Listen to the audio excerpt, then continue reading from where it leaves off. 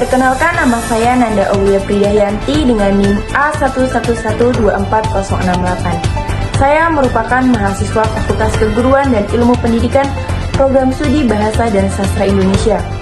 Pada program ini, saya akan membawakan kasus penindasan terhadap kelompok minoritas dengan judul Tantangan Toleransi dan Keadilan Sosial di Indonesia. Contoh kasus yang belum sesuai dengan salah satu sila dalam Pancasila adalah kasus penindasan terhadap kelompok minoritas. Hal ini bertentangan dengan sila pertama Pancasila, yaitu ketuhanan yang Maha Esa, yang mengajarkan penghormatan terhadap keberagaman agama dan keyakinan. Misalnya, jika ada suatu kelompok atau individu yang menindas atau mendiskriminasi kelompok minoritas agama tertentu, seperti menolak kebebasan beribadah atau menyebarkan kebencian terhadap agama tertentu, maka tindakan tersebut jelas bertentangan dengan prinsip Pancasila yang mengajarkan penghormatan terhadap perbedaan dan toleransi antar umat.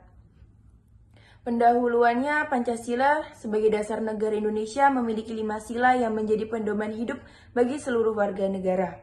Setiap sila mengandung nilai-nilai luhur yang diharapkan dapat membentuk masyarakat yang adil, makmur, dan harmonis.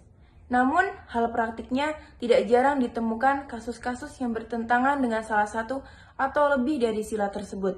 Salah satu contoh nyata adalah kasus penindasan terhadap kelompok minoritas yang bertentangan dengan sila pertama, yaitu ketuhanan yang Maha Esa. Dalam kasus ini, prinsip toleransi antara agama dan keyakinan yang dijunjung tinggi dalam Pancasila terabaikan. Yang berisi sila pertama Pancasila mengajarkan bahwa Indonesia adalah negara yang menghargai keberagaman, khususnya dalam hal agama. Dalam konteks ini, setiap warga negara dijamin haknya untuk memeluk agama dan beribadah sesuai dengan keyakinan masing-masing. Namun, masih ada praktik diskriminasi terhadap kelompok minoritas agama, yang seringkali terjadi dalam berbagai bentuk, mulai dari pengucilan sosial hingga kekerasan fisik. Misalnya, dalam beberapa kejadian, kelompok minoritas agama mengalami penyerangan, perusakan tempat ibadah, atau penghalangan hak untuk beribadah dengan bebas.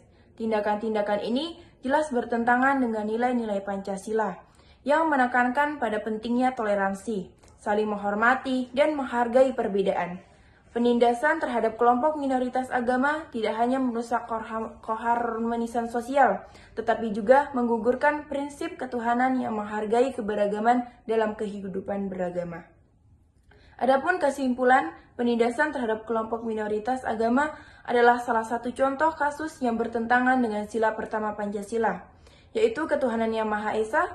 Kasus ini menunjukkan bahwa nilai-nilai yang terkandung dalam Pancasila, terutama yang berkaitan dengan toleransi dan penghormatan terhadap perbedaan agama, belum sepenuhnya diterapkan dalam masyarakat.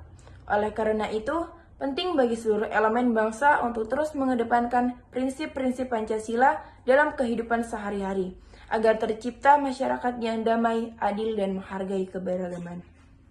Sekian dari saya. Wassalamualaikum warahmatullahi wabarakatuh.